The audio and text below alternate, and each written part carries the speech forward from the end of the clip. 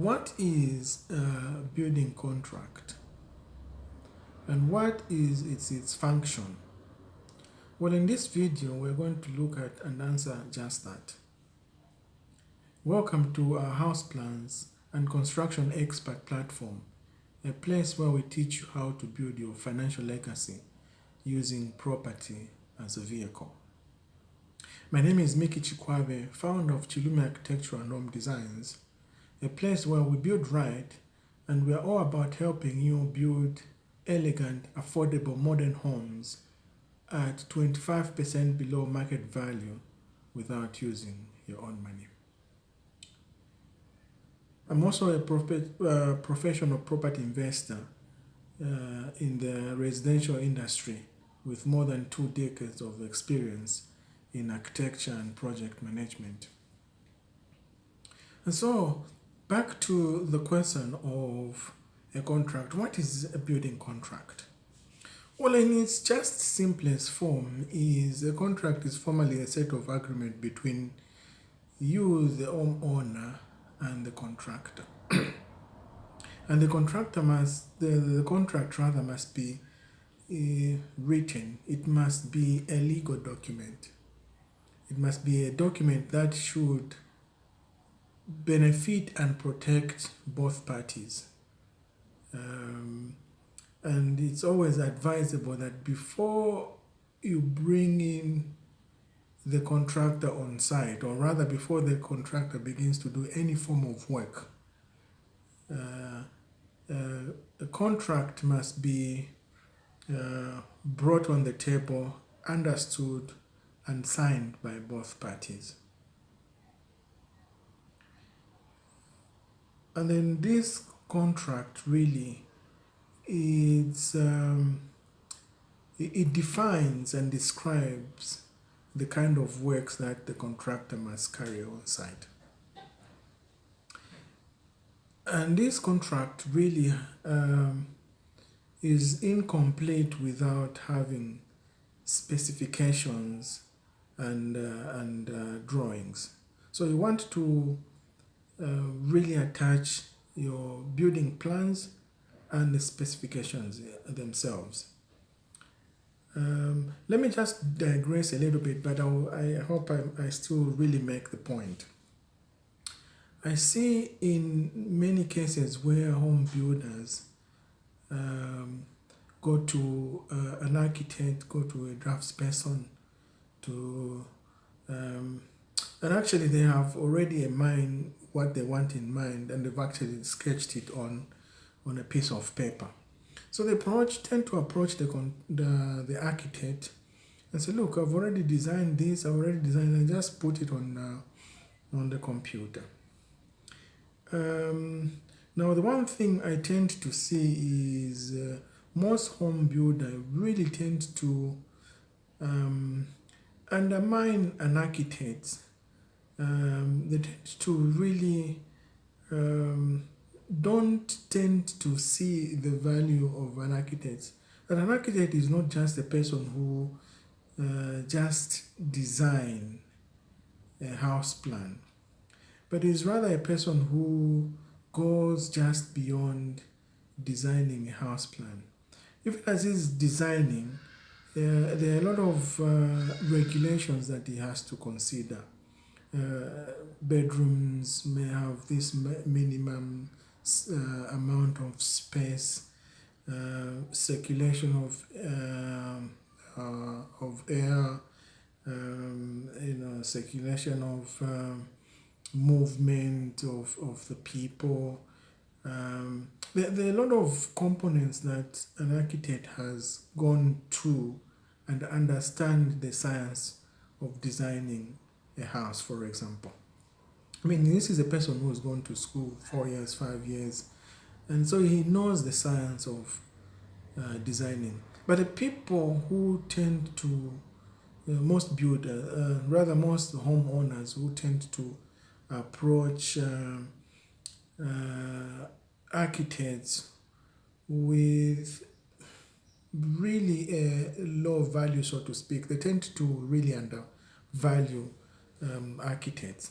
So they go to them and say, no, just design this for me, and design this for me, because they really want to pay or underpay an architect. And so there you are. But then I see sometimes in most cases where clever architects also would say, okay, fine, you only want this, so I'll design this, and I can only go that far. And yeah, I'm always reminded of the principle of you get what you pay for. And if you say, look, you only want to pay that much, and then obviously you get the product according to how much you basically pay for it. To appreciate this point, I would want to take you to guys who build cars or vehicles, for example. They tend to really categorize the type of cars. They may have one particular model, but then they would have different features on the vehicle. For example, maybe an entry point would be just a basic car with no radio, with no aircon, just normal basic seat covers and so on and so forth. But then when you get to an upgrade model, you find that they need to have all these other features to include aircon, radio, GPS, and so on and so forth. So some architects would tend to work on that base, so to speak. If you want to pay me X amount, this is what you get. If you want to pay me X amount, you appreciate my work, then I'll give you that which you really deserve, so to speak. Now, I tend to really encourage most home builders to say, look, rather approach the architect, let them give you a quotation, but then sit down and perhaps negotiate. So at the end of the day, you get good quality of work, and the architect also get what they believe is reasonable.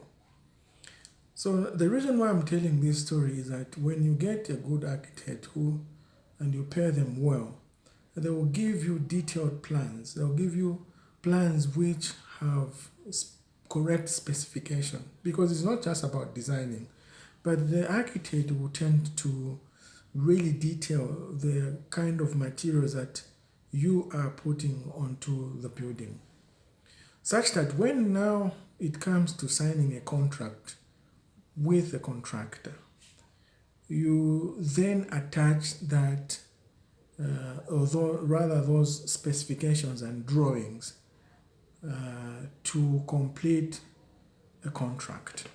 Because then in this contract, every component is described, and the type of materials that need to be used are also described in the building plans. So you want to really consider, use the architect correctly, and then bring in a contractor so that you have a good and correct building contract. And then secondly, you want to really bring in a contractor who is registered. Whether the contractor be recommended by your neighbor or by your good friends or your colleague, you don't want to just bring them on board just because they are recommended, or just because they've got a lot of or a number of experience in the building industry. But you still want to bring them on board and have a contract be understood between the two of you, and then execute the project accordingly. because in that way you really minimize a lot of dispute, a lot of misunderstandings. And then the second part is, like I said, that you want them to be registered, but then also secondly you want them to have some form of an insurance, whether it be home insurance, whether it be a public liability insurance, whether it be warranty, and so on and so forth. But they must have insurance. Tell you a few stories. One is when I was just beginning to build as a property investor, I used to think that by bringing in individual laborers, I would be saving a lot of money. So I would bring in individual guys, and little did I realize that I began to manage every single person, such that I was beginning to waste a lot of time in managing these laborers. I have to check who has come, I have to check who hasn't come, I have to check why they didn't come. This person was sick, and this person was this, or this person was that. It could be very, very tedious. And I realized, no, it wasn't working.